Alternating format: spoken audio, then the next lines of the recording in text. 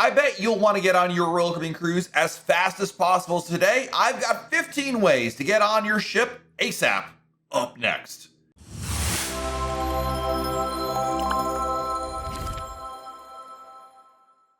Hey everyone, it's Matt from RoyalCaribbeanBlog.com. Imagine this. It's the day of your cruise. It's finally time to get on board the ship. The last thing you want to do is waste any time getting actually on board. You don't want to waste any of that precious vacation time waiting inside of the terminal when you could be sipping on a cocktail on the pool deck or getting acquainted with the ship before sail away.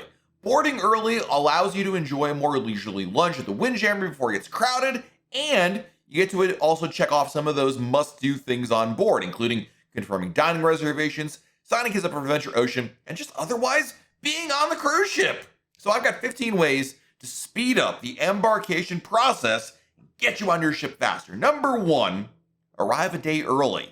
If you don't live within driving distance and are flying to your cruise port, you're going to want to ensure you make arrangements to arrive the day before the ship is scheduled to depart. Aside from any delays or cancellations that could cause you to miss the ship, being in the vicinity of the ship first thing in the morning will ensure that you're going to get to the ship as early as possible in order to begin the process.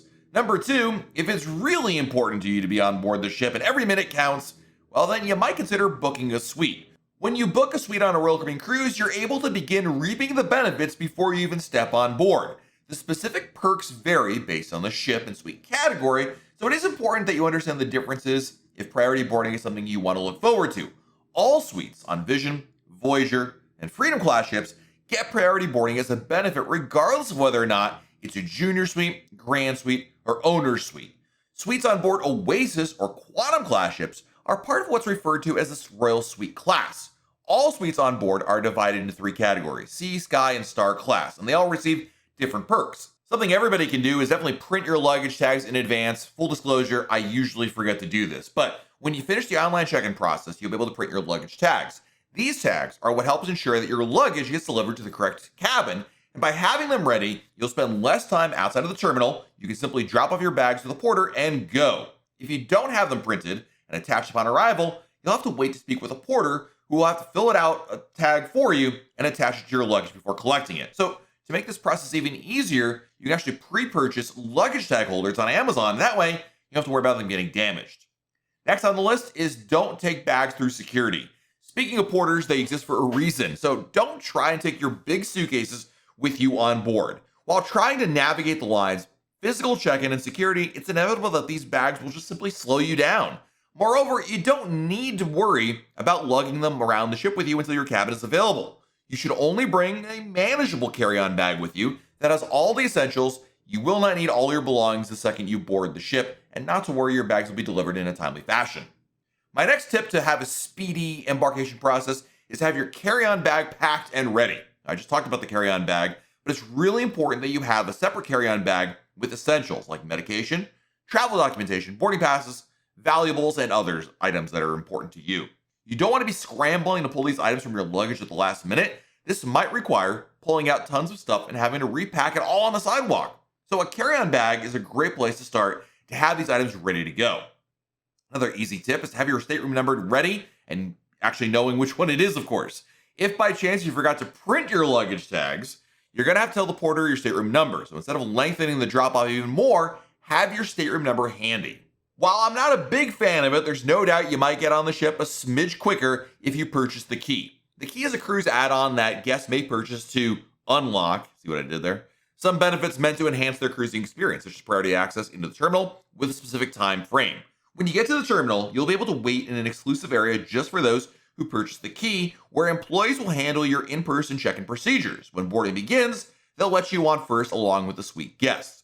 Now, if you don't feel like spending extra for a suite or the key, well, then your other option could be to simply reach Pinnacle Club and Crown and Anchor Society. All you have to do is accrue, a mere 700 cruise points, and you too can get priority embarkation. I get it, it's not really realistic for most people, but hey, it is an option, and if you do happen to get there, you will get priority boarding just like if you're staying in a suite. Now, something everybody can do, let's get back to tips that I think are more universal. Complete your online check-in in advance. This is like the bare basics. I have to say, this is the most important thing you can do. Weeks before your cruise is scheduled to depart, you'll be asked by Royal Caribbean to complete your online check-in. If you have the Royal Caribbean app, you'll get about 70 notifications to let you do that. Here, you'll input your home address, travel documentation like your passport or birth certificate, emergency contact information, take a security photo, and confirm your date of birth. Make sure that this is done in advance, as it will speed up your physical check-in at the terminal. Then when you get there, make sure your documentation is readily available. Even though you'll submit your travel documentation online, you still need to present it at the port. So don't waste time trying to dig through your carry-on bag for your passport or birth certificate. Have it readily available so that way you can make the whole process a lot quicker. And by the way, this includes your set sail pass too, because it needs to be scanned in order to board the ship. You will not get your physical SeaPass card until your statements become available once on board the ship. Another really good idea to speed things up is to cruise with a passport instead of a birth certificate. While you technically can use a birth certificate and government-issued ID to take a closed-loop cruise in the US, it's a really good idea to use a passport instead. Having a passport means not only a simpler embarkation and disembarkation process, but it protects you against an unexpected situation that may arise during your cruise vacation, like a medical emergency in a foreign country. When boarding the ship, the port agents will not have to spend more time verifying your birth certificate, meaning that those with passports are able to start the vacation a little bit sooner. Another good way to maybe speed up the whole process is to book private transfers.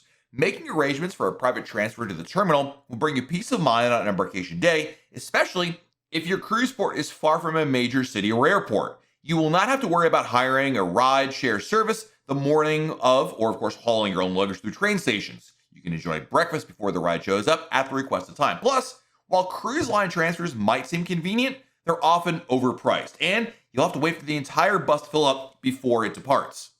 Another good way to speed up the process is to avoid peak check-in times. If you get to the cruise terminal around noon, don't be surprised to find a large crowd has already gathered. While most cruise lines have implemented check-in windows, and Royal Caribbean is definitely one of them, the reality is it still gets much busier around lunchtime than any other time. So another way to speed up the time spent in the terminal is select a time that is either later or early to avoid when most other people arrive. Do not, however, push this too far in terms of being too late, because you might miss the entire final call. So be on time, but maybe select a later time or an early time and avoid that, noon, 1 o'clock sounds perfect kind of time. Another way to speed up the process is to keep prohibited items at home.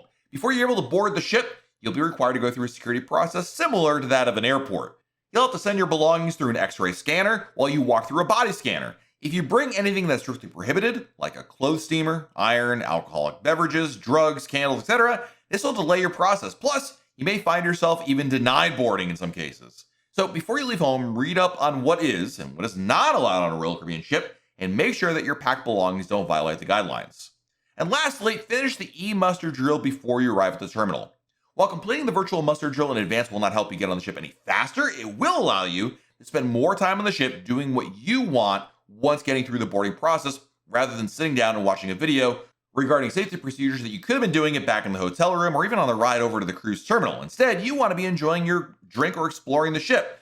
And don't forget, by the way, that even after you watch all that stuff in the app, you still need to visit your physical muster station once on board. So there you have it, some easy ways to speed up the embarkation process on a Royal Caribbean cruise. Hopefully, these tips will help you get on board sooner, enjoy that first drink of the cruise, and just enjoy being on vacation and being on board finally after all those months of excitement and waiting.